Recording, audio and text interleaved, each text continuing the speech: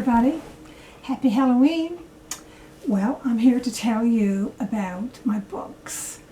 My paranormal, scary ghost story books. Some absolutely true and some that are stories based on true accounts. First one, Hannigan's Hand. This is actually a story of a curse and an exorcism that happened to 4 young people who vacationed in a summer place and became really fascinated with an old man who was a friend of their father's when his father was young, and they wanted to hear his stories. This old man had a story, a true story that happened to him when he was very young. A curse actually, and he wasn't supposed to mention this, and it happened like something like over 60 years before that. But he became vulnerable to a storm which happened, and he was a lonely old gentleman, and he became vulnerable to the situation he found himself into, and he told the story, and that's when demons, I guess that's all you can call it, is demons opened from this curse.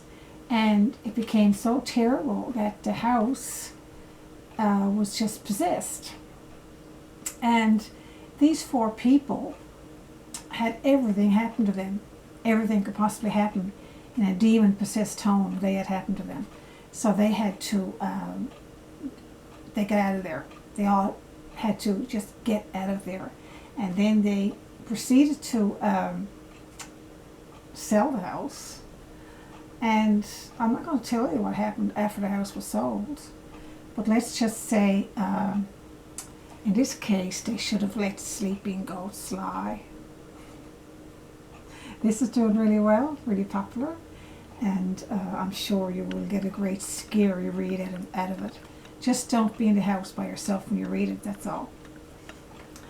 And this one is the expanded edition of this one, and this carries the story into this lady who was in the first one, who people wanted to find out more about. She was a very mysterious apparition that kept appearing all the time, and she also had a child, and people wanted to know what happened to her and why she was appearing and everything. So it's carried over into this one, and it's expanded, and there's a Ouija board employed in this part of the story to connect with these lost souls and find out who this woman was and more about what happened in this one. This one's a story on its own, but it became so popular that I expanded it into this one, Hannigan's Hand, The Ghost Woman Talks.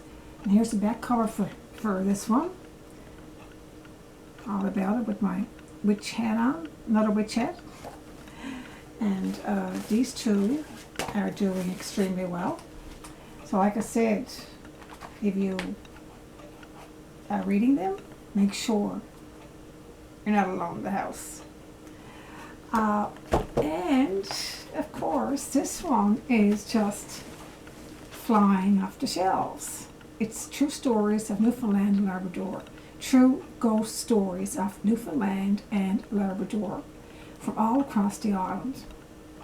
They involve stories from a morgue here in Newfoundland. I won't say exactly where, but you'll find out more about it in the story.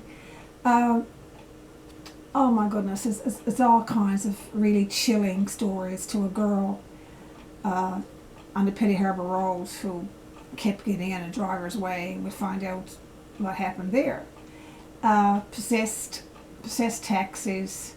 There's all kinds of stories in here. Twillingate, haunted B&B in Twillingate, things like that. There's all kinds of true stories.